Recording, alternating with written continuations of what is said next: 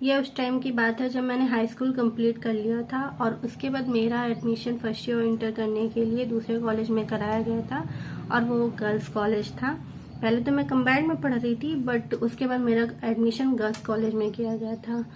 और जब ये इंसिडेंट हुआ था उस टाइम आई थिंक दिसंबर के लास्ट डेज चल रहे थे, लाइक न्यू ईयर आने वाला था, मतलब 2-4 दिन पहले की बात है। क्योंकि उस टाइम जब ये इंसिडेंट हुआ था उस दिन कोहरा इतना पड़ रहा था, ठंडी भी बहुत थी, कोहरा पड़ रहा था और बादल थे इतना कि लाइक दिन में भी अंधेरा लग रहा था, ऐसा था। तो उस दिन जब मैं कॉलेज गई और अपने क्लासरूम में गई तो मैंने देखा कि बहुत कम लड़कियां आई हुई थी और ठंडी की वजह से बहुत कम लड़कियां आई हुई थी और वो इधर ग्रुप में उधर ग्रुप में बातें कर रही थी। तो मैंने सोचा कि भाई क्या हो गया। जब मैंने उन लोगों को बात करते हुए देखा तो मैं भी उनके ग्रुप में गई कि भाई मैं भी सुनूं क्या हो रहा है क्या नहीं हो रहा। तो मैंने सुना कि वहाँ लड़कियां आपस में बातें कर रही थी कि वहाँ पे ब्लड पड़ा हुआ है और वहाँ पे लड़की के कपड़े पड़े हुए हैं, किसी लड़की का मर्डर हो गया है, डेड बॉडी पड़ी हुई है। मैं इतना ज्यादा डर गई सुन के कि भाई ये सब क्या हो गया। आप लोग ये सोच रहे होंगे कि मैं भी कॉलेज में गई तो मुझे लड़कियों से सुनकर क्यों पता चला, मुझे पहले क्यों नहीं पता चला। तो उसके लिए आपको पहले कॉलेज का स्ट्रक्चर जानना होगा। तो मेरा कॉलेज ऐसा बना हुआ था, लाइक ये गेट था, गेट के अंदर जाओ सीधी रोड है, फिर रोड के लेफ्ट साइड में प्रिंसिपल का ऑफिस था, फिर रोड के अंदर जाने पर बरामदा था बहुत बड़ा सा, जिसके लेफ्ट राइट दोनों साइड पे 2 क्लासरूम्स बने हुए थे।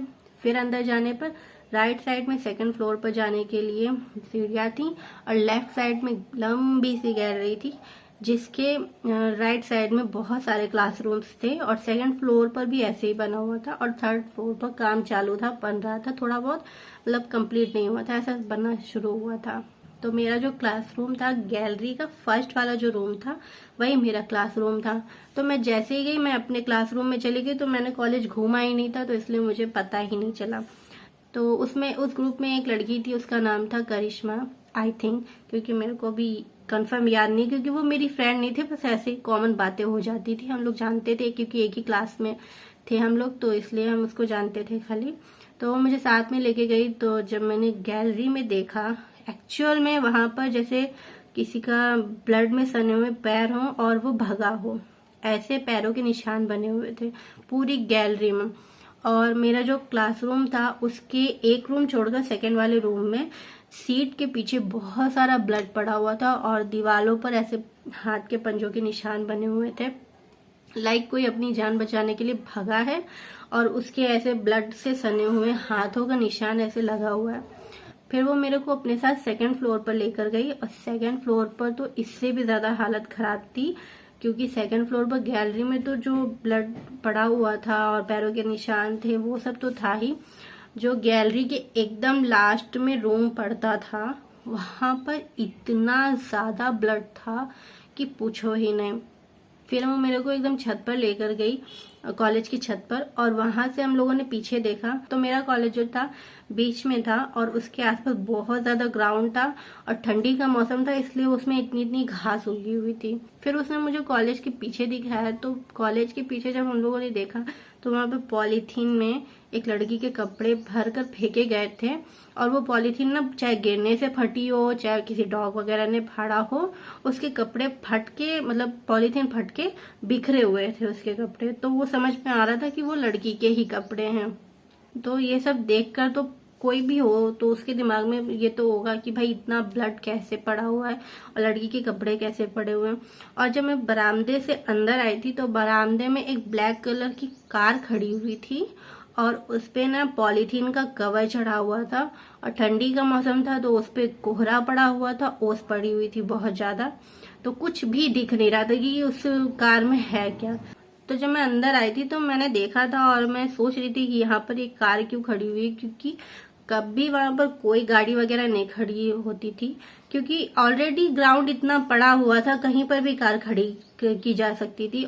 और वो कॉलेज के अंदर का एरिया था, बरामदा था जिससे लड़कियां कॉलेज में जाती थी, तो वहां पर तो कार खड़े होने का कोई सवाल ही नहीं उठता है। तो लड़कियों का ये कहना था कि उसी कार में कुछ है, लाइक बॉडी वगैरह जो भी होगा। और जहां हम लोग पानी पीने जाते थे वहां पर एक चाकू पड़ा हुआ था और गर्ल की हैंकी पड़ी हुई थी। इतना सब देखने के बाद कोई भी हो जिसे लगेगा कि हाँ यहाँ तो कुछ ना कुछ गड़बड़ हुई है, तो हम सारी लड़कियां आपस में ऐसे डरे हुए थे, बातें कर रहे थे, सब चीजें देख रहे थे। और हमारी ना क्लास भी नहीं अटेंड की जा रही थी। जितनी भी हम लोगों की टीचर्स आई थी, कोई भी हमारी क्लास अटेंड करने के लिए आ ही नहीं रहा था। वो सारी प्रिंसिपल के ऑफिस में इकट्ठा थी और वहीं पर उनकी बातें चल रही थी। वो कोई क्लास ही अटेंड नहीं करने आई थी। और हमारी जो टीचर्स थी वो सारी फीमेल थी, सिर्फ 2 मेल थे जो प्योन थे। उसमें से एक जो थे थोड़े वैसे थे, थोड़ा कैरेक्टर उनका लूज था, और एक थे बहुत अच्छे भैया थे, और एक अंकल थे जो गेट पर वॉचमैन बैठते थे। बाकी हमारे यहाँ पे कोई मेल नहीं था, 3 मेल के अलावा बाकी कोई मेल नहीं था हमारे कॉलेज में। हमारी उसमें एक टीचर थी जो हमारी फेवरेट थी और वो हम लोगों को भी बहुत मानती थी, हम लोग भी उनको बहुत मानते थे। उनका नाम नहीं लूंगी क्योंकि उन्होंने बोला था कि मेरा नाम कभी सामने नहीं आने देना। तो वो चुपके से हम लोगों के पास आई और उन्होंने हम लोगों को सारी बातें बताई, क्योंकि वो जान रही थी लड़कियां घबराई हुई हैं तो उनको तो बताना ही पड़ेगा।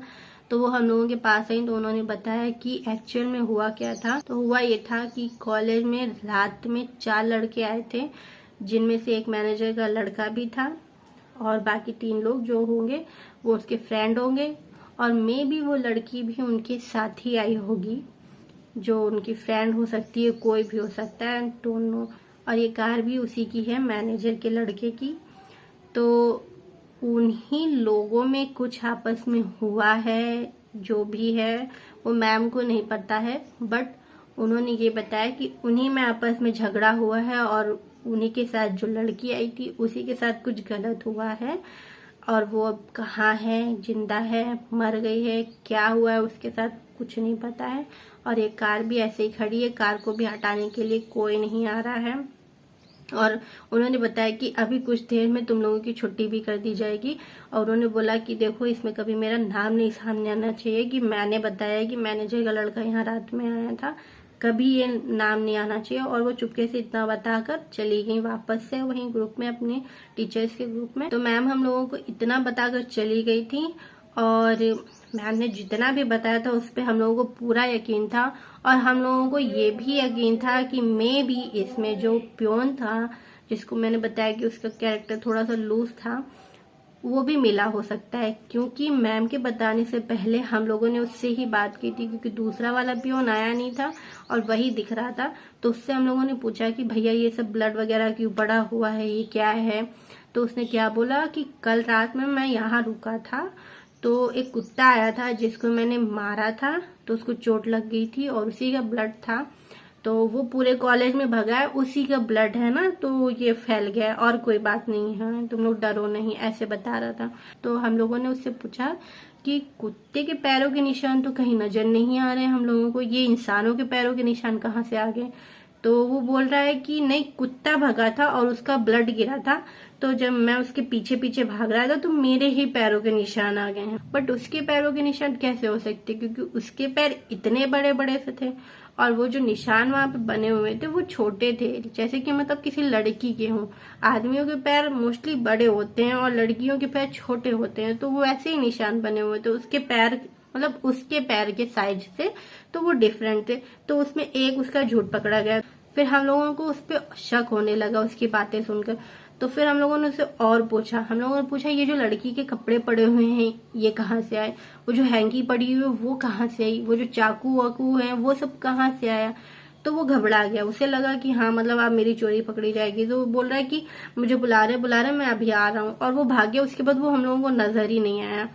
तो उसकी बातें सुनकर हम लोगों को पूरा यकीन हो चुका था कि कल रात में मैनेजर के लड़के और उनके तीनों दोस्तों ने जो भी कल किया है उसमें ये शामिल था। इसको सब पता है बट ये किसी कुछ नहीं बता रहा है। और उसके कुछ ही देर बाद हम लोगों की छुट्टी कर दी गई। 1 दिन की नहीं, 4 दिन की साथ में छुट्टी कर दी गई कि 4 दिन तक कॉलेज मत आना, ठंडी का बोल कर उन्होंने छुट्टी कर दी। क्योंकि वो देख रहे थे कि लड़कियों की हालत इतनी खराब हो रही, एक लड़की बेहोश हो गई थी और बाकी हम लोग इतना ज्यादा घबराए हुए थे। तो हम लोगों की छुट्टी कर दी गई, क्लासेस भी अटेंड नहीं हुई, बस हम लोगों को घर भेज दिया गया। भाई जब छुट्टी हो गई तो हम लोग घर आ गए। रास्ते में भी हम लोग यही बातें करते आ रहे थे। फिर जब घर आए तो अपनी फैमिली को भी ये सब बताया, मेरी फ्रेंड्स ने भी अपनी फैमिली को बताया। तो घर वालों ने बोला कि देखो तुम लोगों को इसमें इन्वॉल्व होने की कोई ज़रूरत नहीं है, किसी को कुछ भी बताने की ज़रूरत नहीं है, चुपचाप घर पे रहो, जब छुट्टी है पढ़ाई करो, उसके बाद जैसे कॉलेज खुलता है कॉलेज जाओ, और इस बारे में किसी से ना पूछना है ना कुछ बताना है। फिर हम लोग ऑलरेडी इतना डरे हुए थे कि हम लोग इस बारे में कोई बात करने की हिम्मत ही नहीं हो रही थी। आपस में अपनी फ्रेंड्स से कॉल करके पूछ लेते थे, बट खोजबीन करने की कुछ हिम्मत ही नहीं हुई। और ये जब इंसिडेंट हुआ था उसके एक दिन बाद ही न्यूज़पेपर में इत्तू से कॉलम में वो न्यूज़ छपी हुई थी कि फलाने कॉलेज में एक लड़की का मर्डर हो गया। मे भी पुलिस इंक्वायरी हुई होगी, क्योंकि भाई पेपर में न्यूज़ छपी है तो ऑफ कोर्स इंक्वायरी जरूर हुई होगी, और उन्होंने जो भी हुआ होगा उन्होंने देख लिया होगा। फिर 4 दिन बाद जब हम लोग कॉलेज गए हैं तो सब नॉर्मल था। जो ब्लड वगैरह था वो भी साफ कर दिया गया था, पीछे जो कपड़े पड़े थे वो भी हट गए थे, जो चाकू था, जो हैंकी थी, वो सब हट गया था। कोई नामो निशान कॉलेज में नहीं था। हम लोगों की पढ़ाई भी नॉर्मल कर दी गई थी। कोई इस बारे में ना टीचर ना बच्चे कोई डिस्कस ही नहीं कर रहा था। हम लोग ही अपने फ्रेंड सर्कल में ये सारी चीजें डिस्कस कर रहे थे, बाकी कोई इस बारे में बात नहीं कर रहा था। सब नॉर्मल चल रहा था, ऐसा लग रहा था सब भूल गए हैं। और उसके बाद धीरे धीरे हम लोगों को भी पढ़ाई वगैरह का इतना लोड होता है तो दिमाग से ये सारी चीजें स्विच हो गई। बट ऐसा नहीं कि पूरी तरह से भूल गए थे, क्योंकि जब आज भी याद है तो उस टाइम भी चीजें याद थी, बट पढ़ाई वगैरह करने में इतना मगन हो गए थे कि उन चीजों में खोज भी नहीं करते थे। और वैसे भी घर वालों ने इतना समझाया था कि किसी से इस बारे में डिस्कस नहीं करना है, किसी से बात नहीं करनी है, चुपचाप अपनी पढ़ाई पे ध्यान दो। और वहां जब कॉलेज में देखा कोई इस बारे में बात नहीं कर रहा था, ना मैम बात कर रही है ना बच्चे बात कर रहे हैं, तो हम लोगों को खोजबीन करने की, अपने लिए खतरा मोल लेने की क्या जरूरत थी। जो भी होगा देख लिया होगा पुलिस ने। तो उसके बाद क्या हुआ हम लोगों को कभी कुछ नहीं पता चला। हाँ, मैंने अपनी तरफ से चोरी छिपे खोजबीन जरूर की थी। लाइक मैं न्यूज़पेपर वगैरह में ढूंढा करती थी कि हाँ उस केस से रिलेटेड कोई अपडेट छपी हो, तो लेकिन कभी कुछ छपा ही नहीं। बस एक बार ही वही छपा था कि फलाने कॉलेज में हाँ एक लड़की का मर्डर हो गया है, लेकिन उसके बाद से कोई अपडेट नहीं छपी। आई विश कि जो पुलिस वालों ने अगर इंक्वायरी की हो तो जो भी गुनहगार हो पकड़ा गया हो। अगर सच में किसी लड़की के साथ गलत हुआ था, मर्डर हुआ था, या मे बी सिर्फ उसके साथ मारपीट हुई थी, आई विश कि उसे इंसाफ मिला और जो गुनहगार हो उसको सजा मिली हो।